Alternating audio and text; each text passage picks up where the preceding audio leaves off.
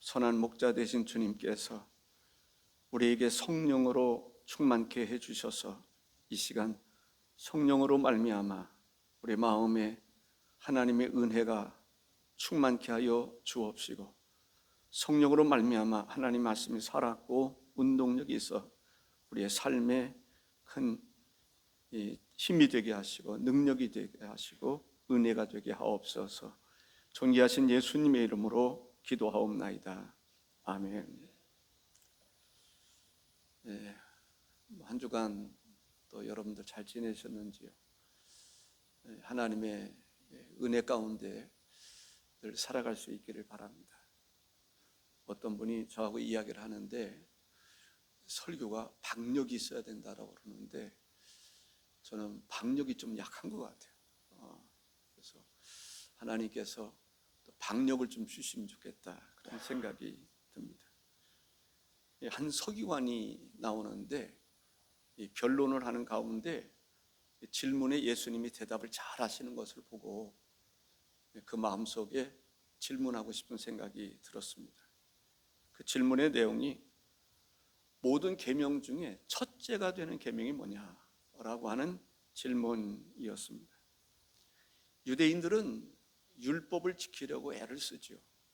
근데 율법을 전통체적으로 이렇게 볼 때 613가지라고 생각을 했던 것 같아요.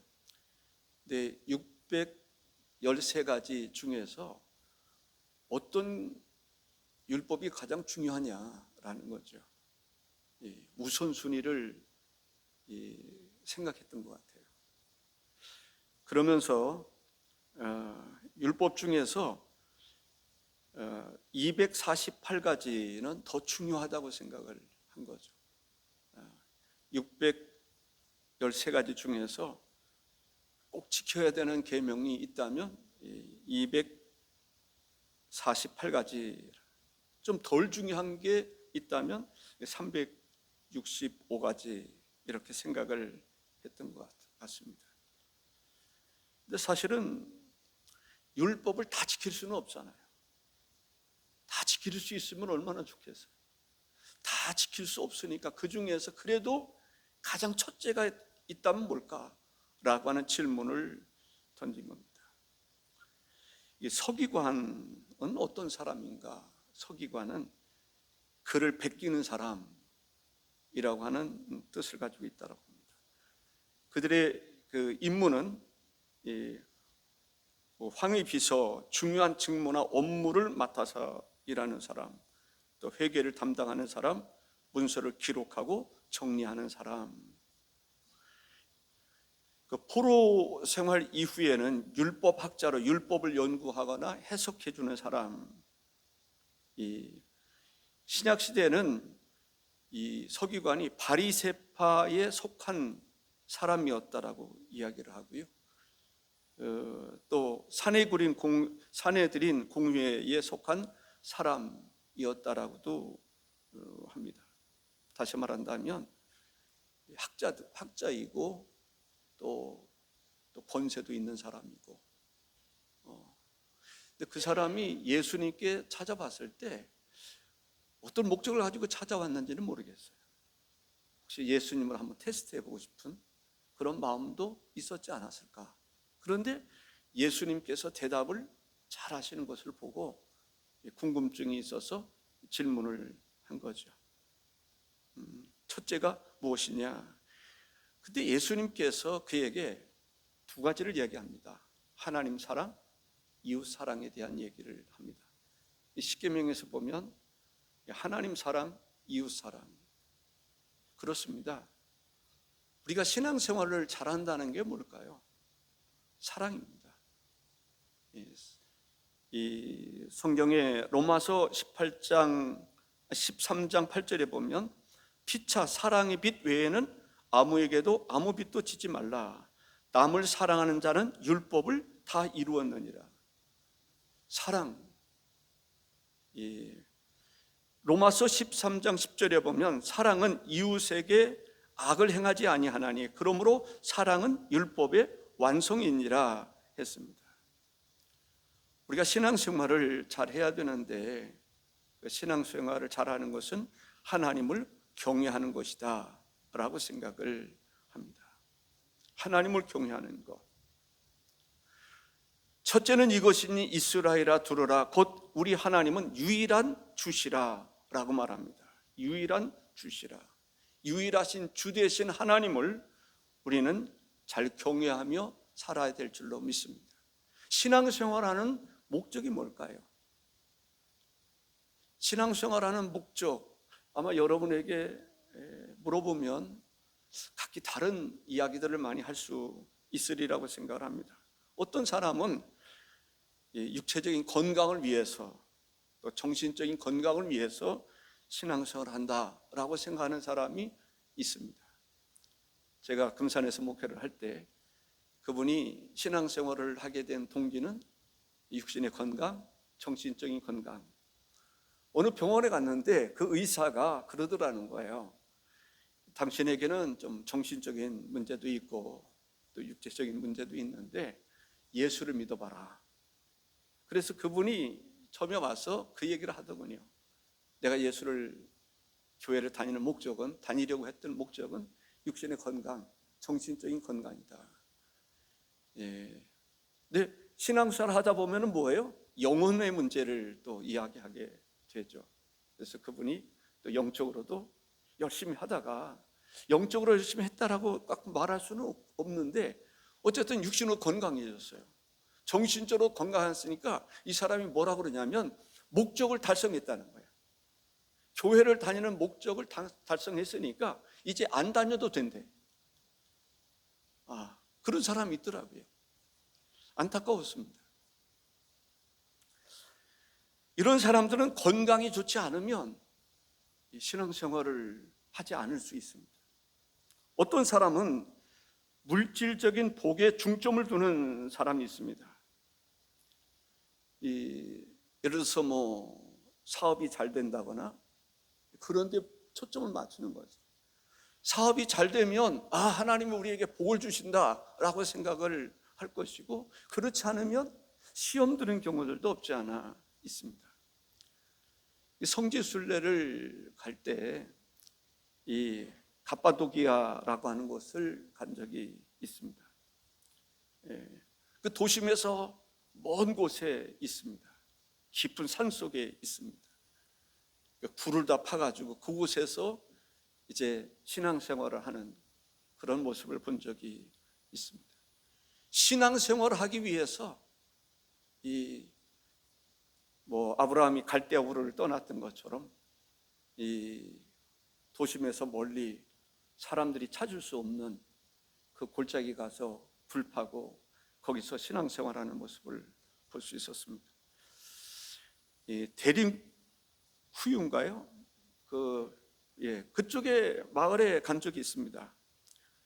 이 지하도시가 있는데 그때 제가 메모했던 것으로 보니까 한 30여 개의 지하도시가 있다라고 그러는데 그 중에 한 곳을 갔습니다. 1층, 2층, 3층 쭉 있더군요. 따라서 내려가고 공기 정화하는 그런 데도 있고 사람들의 뼈가 이렇게 뒀던 데도 있고 그랬습니다. 1층에는 신학교와 학생들이 공부하는 곳이 있었던 것 같고요. 그 다음에 7층에 보면은 십자가 모양의 어떤 그런 것이 있고 예배드렸던 그런 곳이 있음을 발견할 수가 있었습니다. 이 신앙을 지키기 위해서 험난한 길을 걸어서 그곳에 가서 토굴을 파고 지하에 도시를 건설하고 거기서 먹고 자고 또 죽어서 뼈를 묻고 그랬던 것을 볼 수가 있습니다. 그렇습니다. 우리가 하나님을 경외하는 것이 중요합니다. 진실된 마음으로 하나님을 경외하는 마음, 이것이 우리에게 필요하고요. 두 번째는 그리스도인들은 하나님을 사랑하며 살아야 된다는 거죠. 모든 계명 중에 첫째가 무엇이니까? 예수께서 대답하시되 첫째는 이것이니 이스라엘아 들으라. 주 우리 하나님은 유일한 주시라. 내 마음을 다하고 목숨을 다하고 뜻을 다하고 힘을 다하여 주 너희 하나님을 사랑하라 말씀하시는 것을 볼 수가 있습니다. 마음을 다하고 목숨을 다하고 뜻을 다하고 힘을 다하여 하나님을 사랑하라 했습니다. 왜 이렇게 하나님을 전폭적으로 사랑하라고 그러셨을까? 어떻게 보면 빈틈없이 온전히 하나님을 전적으로 사랑하라는 거예요. 마음을 다하고 지혜를 다하고 정신을 다하고 몸을 다하고 목숨을 다하고 뜻을 다하여 하나님을 사랑하라, 하나님만 사랑하라. 그러한 철저한 신앙관이 없으면 힘들고 어려울 때 우상 찾아가는 경우들이 있다니까요. 제가 이 점쟁이 집에서 있었던 적이 있습니다. 근데 그때 그 사람 이렇게 대화 속에서 무슨 얘기를 들었느냐 하면, 점을 치다 보면, 전방에서 점을 치다 보면 예수 믿는 사람들이 그렇게 온대요. 아이 참 속상해 죽겠어요. 예수 믿는 사람들이 온대요. 근데 자기 부인은 교회 집사예요. 사고로 인해서 돈 벌어먹을 수 있는 그런 힘이 없으니까 두 다리를 잃었어요. 그러니까 못 먹고 살겠어요. 그래서 자기는 뭐 배워서 한다고 그러는데, 그랬을 때 어느 때는 안타깝대요. 그래서 당신 같은 사람은 예수를 잘 믿으면 형통한 길이 열릴 거다 그러면 그렇게 좋아한다는 거예요. 목사가 말해도 잘 안 듣는데 점쟁이가 말하면 그게 은혜가 되는가 봐요. 사랑하는 성도 여러분, 우리가 하나님을 전적으로 사랑해야 돼요. 에덴 동산에서 하나님은 그 하나밖에 없는 선악과 그조차도 따먹지 마라 그러는 거예요. 하나님의 절대적인 주권 속에 있으라는 거예요. 그렇지 않으면 마음을 빼앗기잖아요. 세상 바라보면서 살다가 흔들리잖아요. 우리는 하나님을 전적인 주로 삼고 하나님을 사랑하되, 어떻게? 마음을 다하고 목숨을 다하고 뜻을 다하고 힘을 다해서 하나님을 사랑할 수 있기를 바랍니다. 하나님을 사랑하는 할 수 있는 힘은 하나님이 우리에게 사랑의 동력을 부어주시기 때문에 그렇습니다. 하나님이 우리를 얼마나 사랑하는지 그 사랑을 알면 하나님을 사랑하게 되어 있습니다. 그 하나님의 사랑을 모르면 그 사랑을 할 수가 없을 것 같아요. 우리가 요한복음 3장 16절에 보면 하나님이 우리를 사랑하셔서 독생자 예수 그리스도를 보내셨다라고 말씀하고 있습니다. 예수 그리스도가 우리를 사랑하시기 때문에 우리를 대신해서 십자가에 달려 죽으신 것입니다. 누구든지 예수 그리스도를 믿기만 하면 구원을 받게 하셨음을 볼 수가 있는 것입니다. 하나님께서 우리를 사랑하셔서 예수님을 화목 제물로 삼으셨다라고 이야기하고 있습니다. 요한일서 4장 10절에 보면 사랑은 여기 있으니 우리가 하나님을 사랑하는 것이 아니요 하나님이 우리를 사랑하사 우리 죄를 속하기 위하여 화목 제물로 그 아들을 보내셨음이라 했습니다. 화목 제물, 제물이라고 하는 것은 양이 됐든지 소가 됐든지 죽이는 것입니다.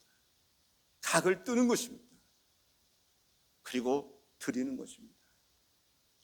자기 아들을 하나님께서 아들 하나님 독생자 예수 그리스도를 화목 제물로 보내셔서 우리를 대신해서 십자가에 달려 희생 제물이 되게 하셨다는 거예요. 이것이 바로 하나님의 사랑입니다. 그 사랑을 우리가 이해한다면, 깨닫는다면, 안다면, 경험한다면, 믿는다면 우리도 하나님을 사랑하는 것이 마땅할 것입니다. 세 번째는 이웃을 사랑하라 말씀하시는 것을 볼 수가 있습니다. 둘째는 이것이니 내 이웃을 내 자신과 같이 사랑하라 하신 것이라 이보다 더 큰 계명이 없느니라 했습니다. 하나님을 사랑하라 말씀하신 주님께서 이웃을 자기처럼 사랑해라. 자신처럼 사랑하라는 거예요.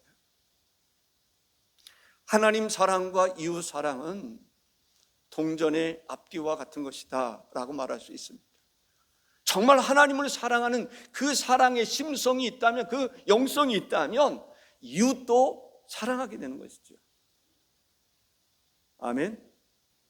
정말 하나님을 사랑함으로 이웃도 사랑할 수 있는 성도들이 될 수 있기를 바랍니다. 이웃을 사랑하되 내 자신처럼 사랑하라. 여러분들, 배고프면 누가 시키지 않아도 먹을 것을 찾게 되어 있습니다. 그 배고프면 뒤져가지고 먹을 것을 찾게 되죠.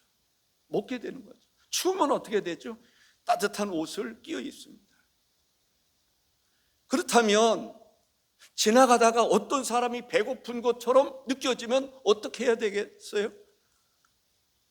내 집에 가서 냉장고 뒤져다가 갖다 주라는 거예요. 길을 가다가 어떤 사람이 추위에 떨면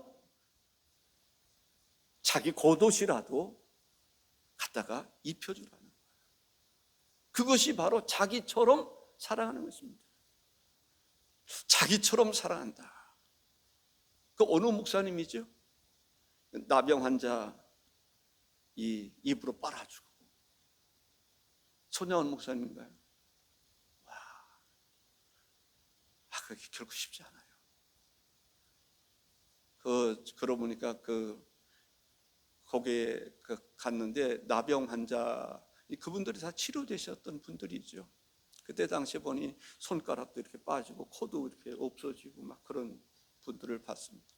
거기서 그런 얘기 들었어요. 어떤 목사님이 그 나병 한센시 병에 걸린 그 사람들을 얼마나 사랑하는지 설교를 했는데 사랑에 그 설교에 감동이 됐대요. 찾아오면 후히 대접하겠다고 그래서 진짜 찾아갔다네요. 그랬더니 영접하기는커녕 만나주지도 않더라는 거예요. 그 얘기를 거기서 들은 적이 있습니다. 그분들이 음식 만들어서 이렇게 한 것을 먹은 적이 있습니다. 진짜 나병 환자들이 음식을 만들어서 그 손으로 만들어준 거 여러분들 역겨워서 못 먹을 수 있는 사람도 있을지 몰라요. 이웃을 내 몸처럼 사랑한다는 것은 결코 쉬운 일이 아닙니다. 정말 예수 그리스도께서 하나님이 우리를 얼마나 사랑하셨는지를 알지 못한다면 사랑할 수가 없다라고 생각합니다. 좀 설교 시간에 옛날 얘기해서 좀 미안합니다. 예전에는 이 종기들이 왜 이렇게 많이 났는지 몰라요. 종기들이 많이 났어요. 그때 제일 좋은 게 뭔지 아세요? 이명래 고약이라고. 그게 작년인가 제가 이명래 고약이 지금도 있나 해가지고 약국에서 물어봤더니 지금도 있더라고요. 와, 그때 유명했던 이명래 고약이 아직도 있구나 라는 생각이 들었어요. 그것으로 안 될 때 뭐라고 그러는지 아세요? 어떻게 하는지 아세요? 입으로 빠른 거예요. 피가 나도록 계속 빨아야 돼요. 사랑하는 마음이 없으면 그거 할 수가 없어요. 근데 우리 둘째 누님 같은 경우는 그렇게 해요. 와,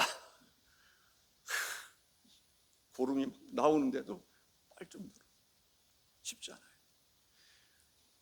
내 것은 빨기 쉽어요. 그런데 다른 사람의 것, 지저분한 사람, 그 사람, 내가 좋아하지도 않는 사람, 그것을 빨아준다는 것은 결코 쉽지 않아요. 이웃 사랑이라는 것이 그런 사랑입니다. 교회가 이웃 사랑을 실천해야 될 줄로 믿습니다. 위로 하나님 사랑하고 그 사랑하는 마음, 사랑받은 그 마음의 감동을 가지고 이웃을 사랑할 줄 아는 성도가 되어야 될 줄로 믿습니다. 사랑의 실천은요, 뭐 힘든 데서부터 그렇게 어려운 것 요구하면 쉽지 않을 거예요. 예를 들어서 힘들고 지쳐있는 사람 차 한잔 대접하는 거, 거기서부터 실천하면 좋지 좋지 않겠나라는 생각이 듭니다. 힘들고 어려움에 처한 사람들 가서 손 한번 잡아주고, 배고픈 사람 뭐 한 그릇 사주고 위로해주고 기도해주고. 근데 힘들고 어려운 사람들이 예수 안 믿는 사람도요 봐서 기도해 줄까요? 그러면 기도해달라고 그러는 사람들이 우리나라는 많이 있습니다. 제가 복덩어리라고 그러는 그 식당 있잖아요. 거기 식사하러 가가지고 그분들이 예수를 안 믿을 때 내가 사장님 기도해 드릴까요? 그랬더니 그렇게 하라고 그러더라고요. 그리고 기도해 준 적이 있어요. 우리가 우리 주변에서 돌아보면 정말 우리의 손길이 필요한 사람들이 많이 있습니다. 이웃 사랑을 실천할 때 하나님의 역사가 일어나리라고 믿습니다. 레위기 19장 18절에 보면 우리 한번 다 같이 읽어볼까요? 원수를 갚지 말며 동포를 원망하지 말며 내 이웃 사랑하기를 내 자신과 같이 하라. 나는 여호와이니라 라고 말합니다. 이웃 사랑, 그 사람의 인종이나 종교와 상관없이 우연히 만난 사람이라 할지라도 그들을 사랑하는 것이 이웃 사랑입니다. 이 종교와 상관없이 이게 쉽지 않은 거예요. 우리 그리스도인들이요 사랑을 실천할 때 그 사람이 불교 신자든지 그 사람이 어떤 사람이든지 그를 사랑하면 그를 감동시킬 수 있는 것은 사랑보다 더 큰 것은 없다라고 생각해요. 하나님이 사랑이라고 말씀합니다. 우리가 서로 사랑하는 것이 마땅하다라고 이야기하고 있습니다. 사랑은 자신을 내주는 것입니다. 하나님이 사랑하시니까, 우리를 사랑하시니까 독생자 예수 그리스도를 우리에게 내주신 거예요. 예수님이 우리를 사랑하시니까 자기 몸을 우리를 위해서 내주시는 거예요. 사랑이 뭘까요? 사랑은 내주는 것입니다. 나를 내주는 것입니다. 내가 가지고 있는 소유하고 있는 것, 그것이 지식이 있든지 물질이든지 어떤 재능이든지 그것을 기부할 수 있는 것이 사랑이다라는 거죠. 사랑할 때 아카페적인 사랑을 한다는 마음이 있으면 좋겠어요. 그러니까 계산적인 그런 사랑 말고 계산 없이 사랑할 수 있는, 나에게 뭔가 돌아오기를 바라는 마음으로 사랑하지 말고 그냥 주는 것으로 만족한 그 사랑이 서로의 관계를 돈독하게 하고 신뢰감을 쌓는 것이라고 생각합니다. 어떤 사람은 후히 대접을 했어요. 다른 사람 이렇게 물건도 사주고 뭣도 사주고 옷도 사주고 다 했는데 그 마음속에는 내가 이렇게 했으니까 너도 나에게 뭔가를 좀 해줘야 되지 않겠냐. 근데 그 사람이 그것을 모를 리가 없어요. 아는데도 할 수 있는 여력이 없을 때는 못하는 거예요. 그러면 관계가 깨지는 거죠. 그런 사랑이 아니라 그리스도의 사랑은 내 자신을 내주는 거예요. 상대방이 행복해하는 것을 보고 내가 기분 좋아하는 거예요. 그것이 이웃을 사랑하는 그 사랑의 정신이 아닐까라는 생각이 듭니다. 나 같은 죄인 살리신 주 은혜 놀라워. 그렇습니다. 나 같은 죄인, 존 뉴턴의 회심과 회개의 고백으로부터 이제 우러나오는 찬송으로 알려져 있습니다. 나 같은 죄인 살리신 주 은혜 놀라와 잃었던 생명 찾았고 광명을 얻었네. 한번 불러볼까요? 1절. 나 같은 죄인 살리신 주 은혜 놀라워 잃었던 생명 찾았고 광명을 얻었네. 그렇습니다. 나 같은 죄인 살리신 하나님의 은혜 놀라워서 위로 하나님을 사랑하고 이웃을 사랑하는 마음이 있어야 될 줄로 믿습니다. 요한일서 4장 11절에 사랑하는 자들아 하나님이 이같이 우리를 사랑하셨은즉 우리도 서로 사랑하는 것이 마땅하도다라고 말씀하고 있습니다. 우리 그 합창단 찬양대에서 그 처음에 부른 것이 뭐죠? 내가 하우드도 예, 사랑하는 자들아. 사랑하는 자들아, 우리가 서로 사랑하자. 얼마나 아름답습니까? 예, 거기밖에 모르는 것 같아요. 사랑은 하나님께 속한 것이니 사랑하는 자마다 하나님께로 나도다. 예. 이웃을 사랑함으로 하나님을 기쁘시게 하고 또 하나님을 사랑하는 마음으로 이웃도 사랑할 수 있는 성도가 되기를 바랍니다. 요한일서 4장 21절에 보면 이것이 우리가 이 계명을 주께 받았나니 하나님을 사랑하는 자는 또한 형제를 사랑할지니라 말씀하시는 것을 보게 됩니다. 위로 하나님 사랑하고 이웃을 사랑하되 행함과 진실함으로 진정으로 하나님을 사랑하고 이웃을 사랑하는 우리 교회 공동체가 될 수 있기를 바랍니다. 기도하시겠습니다.